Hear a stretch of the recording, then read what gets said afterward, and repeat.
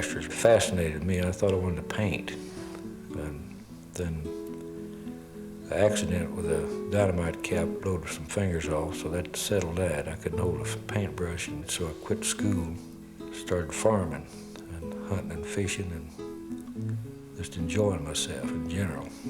I had to walk about 1.5 miles to the mailbox, to the rural mail carrier, to get her mail each day, and that was my job. When the country roads is bad, and well, sometimes it'd be an hour or two late, so I'd sit there and wait till he come. To kill the time away, I got to get this clay out of the ditch the road there and model something and stick it up on the mailbox and get the mail carrier's comments when they come by. See, just to mainly to pass the time away. So I always liked a rainy day to come up. I'd get rained out, I'd go home and get a wad of clay out of a clay bank, out of the bar ditch of the road, which the rain have it moist about the right texture. I'd stick it on my cultivator and put the horse in the barn, get up in the barn loft and start modeling it. And I found I could use clay pretty good with my stub fingers. And so that started my career in Sculptor. I draw out everything before I carve it. I work it out on paper before I carve it. I work out a lot of mistakes and things on paper before I touch the wood.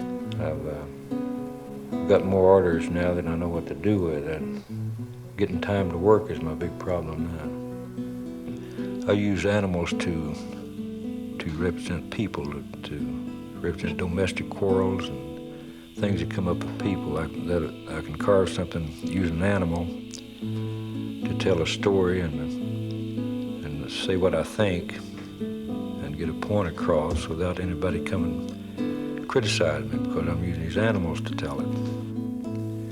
I don't think the artist ought to go back in history and try to portray something that he don't know anything about, or it's just the things he learned to be the truth. That's all I've tried to do in my work, is just portray what I've lived and what I've learned.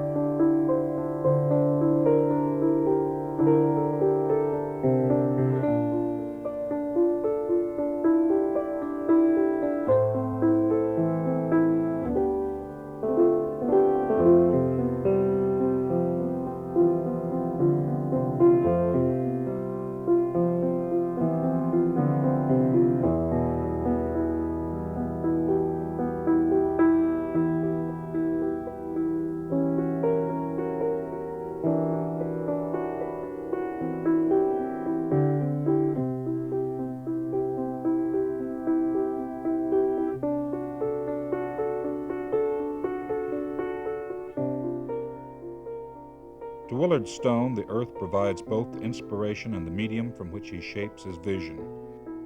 Born of his reverence for nature, Stone's sculpture reflects, in its simplicity and purity of form, a deep insight into the essential character of whatever he may carve, be it rabbit, buffalo, bird, or man. Willard Stone is considered by many to be the foremost wood sculptor in America.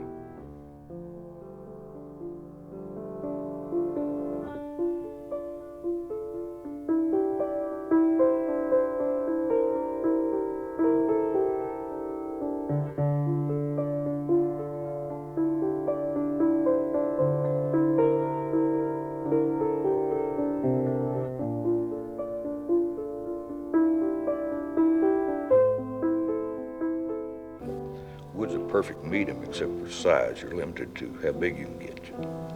Otherwise, you get grain, color. There's a variety of different colors of wood to fit different subjects. So it's got a warmth to it that no other medium has got. You want to get a hold of and feel of and rub it. See? Metal or anything else not got that. It's got a cold feeling. You got to have some kind of outlet.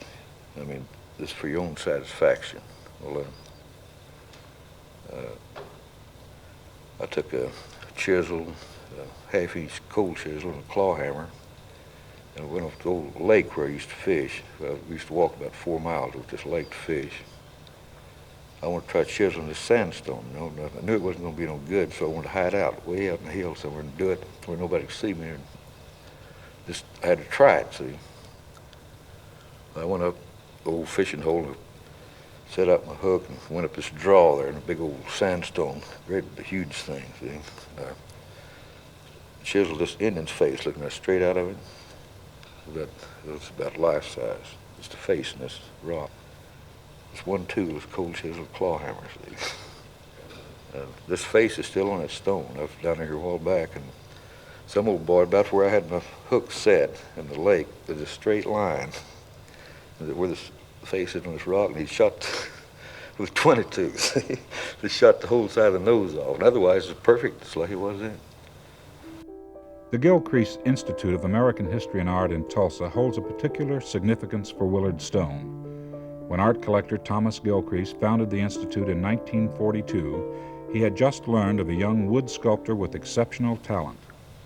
I never heard of Thomas Gilcrease. Got a letter from him one day and said, he's really precise, and he didn't waste no words. He got right down to business, see.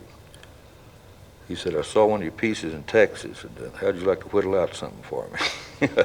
That's about all he said. Said, if you're interested, said, give me a day to come over and see him, you know. Well, I was interested because that's what I wanted to do. And they come over and they set it up for, I was artist in residence. They set it up for 1 year period. He said, well, we'll set it up 1 year period, and he just paid me by the month, see. And at the end of the year, if my work showed promise, he'd give me a $500 bonus, or a $600 bonus. And then it'd go on for another year. Well, it went on for 3 years, and that's where I carved all these pieces. I know you have some very definite opinions and feelings about war. Could you tell us what this represents? Well, I wanted to show the war, the horror of war, as horrible as I could possibly imagine. Instead of making wars attractive, I think you ought to show the horrible part of it. Maybe the human race will sort of get together and talk it over instead of killing a bunch of young kids, mothers, kids. Kids are being run over by tanks, guns, and they don't know what to. It's little bitty kids. They see all this and they look old, look 40 years old. They're 5 or 6 years old. See, this horrible thing going on. This is just following World War II. Russia was an ally in World War II. Well, but then we got the atomic bomb. This reference the explosion they got, see. Well, they're supposedly friends, but they're armed to the teeth, see. In other words, they're trying to shake hands with this atomic bomb between them. I mean, they can't, this is keeping them apart, but they pretend to be friends, but here they're armed to the teeth, both of them. And that's the situation right after, which is still going on today. For his hand represents science.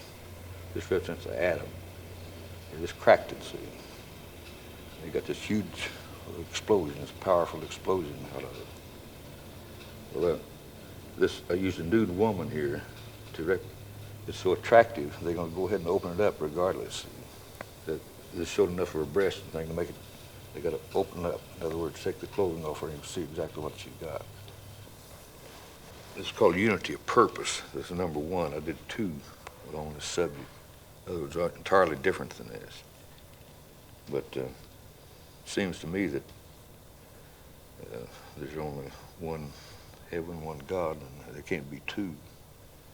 So they should all get together at one, no matter which one, just one. And take the Holy Bible and go from there, then you'll have a mass revival all over the face of the earth. But like it is, there's 600 ways to get to heaven, which is stupid. This common horse sense tells you that this can't be right. I wonder if you'd tell us something about the animals you carve. I see a carving here that represents a couple of buffalo fighting. These are buffalo bulls fighting. See, buffaloes like a Hereford or something like that. The old bull controls it till a younger bull comes up and whips him down, and he's in charge, and so forth. These bulls are fighting it out to see who's going to be the top bull, in other words. Well, this is out of Philippine mahogany wood. How do you get the grain to come up like this? Well, I plan this on a drawing board to a certain degree. I know which way the grains run through the block. And if it's straight grain, I can plan it to form the anatomy and the structure of the figure to run. Grains run through this like this for strength. See? Thomas Gilcrease has always bring me a block of wood to try me out, see. And he liked to bring unusual shapes, blocks of wood. And he brought this piece of ebony down to South America, and he brought it in its triangular shape and round corners. He said, I want you to carve me a buffalo, and I don't want you to cut it down in it at all. I want you to get use the whole block, see. Well, that's the last thing in the world you'd imagine, a buffalo in that shape of wood. Without a shape like that to get a buffalo. Anyway, I took it home with me, and I looked at it and wanted trying to see a buffalo in it. Almost ready to give up, and then I decided, well, I'll make him die laying on the ground. So I went ahead and carved him. This is a dying buffalo. So he's been shot with an arrow. He's down kicking in his last lap, in other words. So I brought it over to Tom Gilcrease, and he said, well, I'm not going to worry about you anymore. you can carve anything now if you got a buffalo out of that. And he's real pleased with it. So. You told me earlier that the arrow was, somebody was always taking the arrow out of the buffalo. Yeah, every time we have a exhibit out here, this arrow is supposed to be sticking in here, see. So we have to make another arrow if somebody takes it for a souvenir. I know you have a variety of animals on your farm in Locust Grove. Could you tell us about the goats that you have? I had 40 head. And one of the old bellies, the big one, was called Moses. He was in charge of the herd. But then Sherman was a union boss, you might say. You go out to this herd of goats, Sherman, he'd come walking in and see what the score was, you know. The rest of them would all stay back till Sherman found out what the deal was. In other words, they wanted to graze off the South 40 or something. So Sherman would come in and get the information, and he'd go back, and if he said work, they worked. Moses is like a man owning a plant, see, but he really don't run it. It's a union boss that runs it. That was Sherman. And the reason the name is Sherman is like, you know, Sherman, Civil War, he destroyed everything in his path, burned it. Well, that was Sherman. He destroyed everything he ever looked at, I think. Did you keep a lot of other animals around for models? Oh, yeah, we have dogs, and cats, and chickens, and geese, and peacocks, and ducks. What hand tools do you use mostly in your carving? Well, I've got wood chisels, which I grind, reshape myself. I use it to get down to the finishing. I block it, roughing it out, blocking it out, in other words, getting down to the finish. And then I've got several different knives with the blades ground to do the finishing work. See, this chisel is a standard old carpenter's chisel. I usually get one with good metal in it. And then I grind it to a real low bevel, thin, so it'll push through the wood easy, and I twist it as a cut. Then this curvature, I can go around a contour without the corners of the chisel cutting in, if it's in a contour shape, or curvature shape. And this way you dip into the wood, and this way you dip out, see. So I use this a whole lot in the carving. About 50% of the work is blocking it down, getting it down to the pocket knife stage, which I buy these pocket knives. They have a standard blade in them, then I grind the blades different shapes to fit whatever purpose I want them to fit. This cupped out place is to keep from cutting my stub finger, which I'm right-handed. I guide the knife with my right hand, and I put the pressure on it with my left thumb. And the only reason for that is just to keep from cutting my stub finger, but it's all of them are cupped out like that, see. They're all different shapes. This is the best pocket knife I have, which is made in Germany. It's the best steel knife of any knife I've ever got a hold of. And I'm dreading wearing it out because I don't know where I can find another one like it. Now these chisels, see, I have a wide one like this. This is for cutting out. You start out with big chips, taking off big chunks. So you get down closer, you get the smaller the chips. And when the fellow asked me when you stopped one of these things, when you knew when to stop. One reason with me, when the chips get so small I can't see them with my bifocals, and I quit it, see. So it's I've got 3 different sizes chisels here: a 1/2 inch, a 3/4, and an 1 1/4 inch. These are my basic tools, right? That is for blocking down. And then I'm finishing up with these pocket knives and scrapers. Do my finishing work.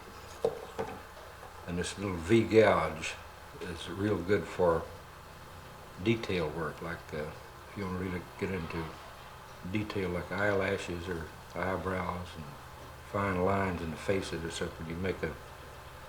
You do the same thing with a pocket knife, except you'd have to go down one side and then go down the other side. This cuts out the V all in one stroke. It just saves that much time. He had lots of visitors, and they all wanted to watch him work, and he couldn't work with someone watching him because it distracted him. And so he decided he would build a place where I could show it to him. And then after he passed away, we just gathered everything that we had and put in here just so people could see it. We've kept it all these years. He was 13 when he did this.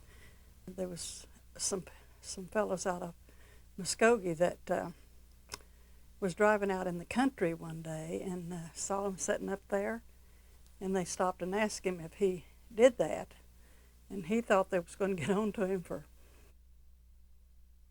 putting something on a mailbox because he thought that was a federal offense. So he told him, he said, well, I just set it up there for someone to see what they thought. They got him in school at Bacon. The art teachers, didn't do any kind of sculpture, so they couldn't help him much on that. They did on his drawings, they helped him on that. But they finally just made him a little room by himself, took a little storage room and fixed it for him to work in, and told him just to have at it. And this was some of his earliest things that he made while he was there. And they're made out of roadside clay. But this one, a friend of mine worked up at Bacon for a while, and she found that one in the trash with its head knocked off. She brought it to me, and we just set the head on. It'll stay on it, but it's loose.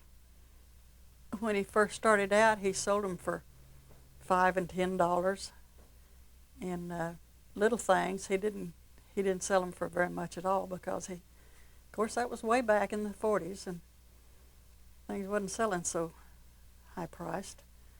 But as the years went along and everything else, all the prices raised, well, he just gradually started getting more for them. Well, this piece here is made out of Kentucky coffee bean. It's a stickball player he made for Mr. Grant Foreman, who was a historian there in Muskogee that wrote history on the Indians in Oklahoma. And it's made out of a tree that was in his yard that he wanted Willard to make for him, something out of it. And then when he passed away, his wife gave it back to us. Texas had their Ladybird Johnson, so Oklahoma needed a Ladybird too. So that's why he made that. He said, I've clothed our state bird in go-go boots, a derby hat, skirt, and hairdo, and made a sexy lady out of our state bird, the scissortail. And it's made out of catalpa wood. He made it in 1978. He likes politics, and this one says, over 200 years ago, democracy was born, the best form of government ever conceived by man for the all-over good of we the people. However, there is danger of losing it if we are not careful. Two heads on this snake represent the federal and state government. The hands represent the people. If either of the two heads is turned loose, it becomes too strong. Its base can be bit and destroy it. We the people can ask too much from our own government and choke it to death. During World War II, when he was working at the powder plant over at Pryor, which is just about 20 miles over there, and he did these for a lady that worked with him. And this is bookends of a flute player. He never wanted to make two pieces alike. He enjoyed doing the first one, but said the other one was work, and he was just too lazy to do two alike. So that was his idea. Many people believe that before a rain, the mournful cry of the rain crow can be heard predicting the rain. On one side of the sculpture is the face and form of the legendary phoenix bird, which is said to burn itself in its flame, but later returns rising from its ashes. The phoenix bird supposedly gives the rain crow its power to predict rain. And you turn it around, and that's the rain crow. He had a turtle. The kids all love turtles. Terrapins, really, is what they were. He's kneeling beside his bed saying his prayer, but his mama can't see for his big hat that he's got his terrapin in his hand. So that's the way he gets to play with his terrapin after he goes to bed. He built this workbench. We take it to shows when we go so people can see how he's worked on it and how he's cut it all up. And then this is one of the pocket knives that he used to work with. So we have it laying there, but we had to chain it down.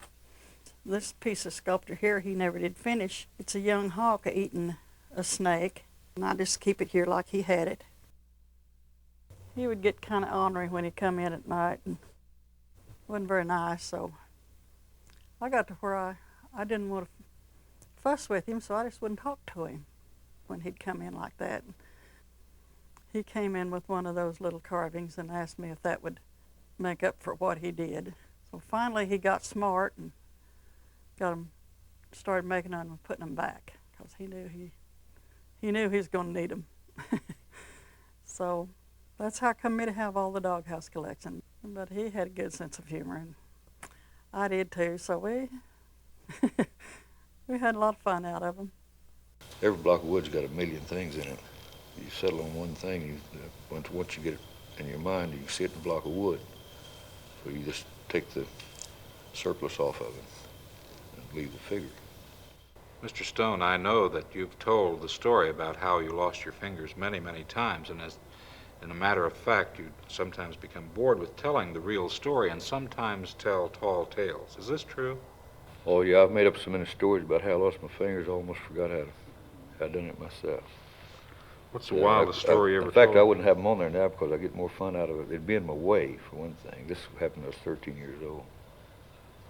And then I get a lot of kick out of making up different stories about how I lost them. What's the wildest story you ever made up about?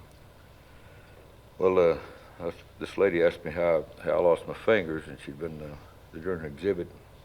I was trying to talk about my work, and she kept following me around wanting to know how I lost my fingers. See, so I was making up a good story for her in my mind, and finally she pinned me down, and she said, "How'd you lose those fingers?"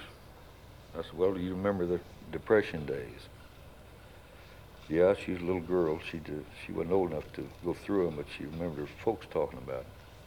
I said, "Well, they probably told you that a lot of people had done a lot of running around and hitchhiking and going to Oregon and California and looking for a job and so forth." She said, "Yeah, she remembered them talking like that." I said, "Well, I did a lot of hitchhiking myself back in those days between Muskogee and Oklahoma." I said, "I wore this thumb off, the friction in there, just the friction wore it off thumbing rides." Well, I knew she was going to ask about these other two. Finally she said, "Okay." I said, "How about these other two?" I said, "Well, back in those days, there's a lot of people who wouldn't give you a ride." So one of those ones who wouldn't give me a ride. Concerning your trip to New York City, what were your impressions? Well, you can imagine my feeling, been raised on a farm all my life, and the trees and things had been getting on a plane and in 3 hours dropped right down to Times Square with all this friction, people going every direction and running over one another, and traffic honking and sirens. I felt like sacking up my whole display and coming right back the next morning. The fact that Dean Craig had done it, I was all for it. But that was the first impression. It looked like if you get out caught in the middle of the street, they just beat you down the concrete like a jackrabbit out here on the highway. You just go back, a little pile of oil, nobody ever paying attention, you just walk over you. You really wouldn't like to live in the city then? Well, frankly, I couldn't live in the city. I'd lose my marbles. I got to be out in the woods and things. It's more peaceful out there. It's sort of get away from all the friction and confusion and everything. Besides, my ideas come from there. I've had a lot of people say, why don't you move to the city and get with it so you really make a fortune fast? Now, here, I mean, I'd rather live there and be happy. Make $1 million in the city,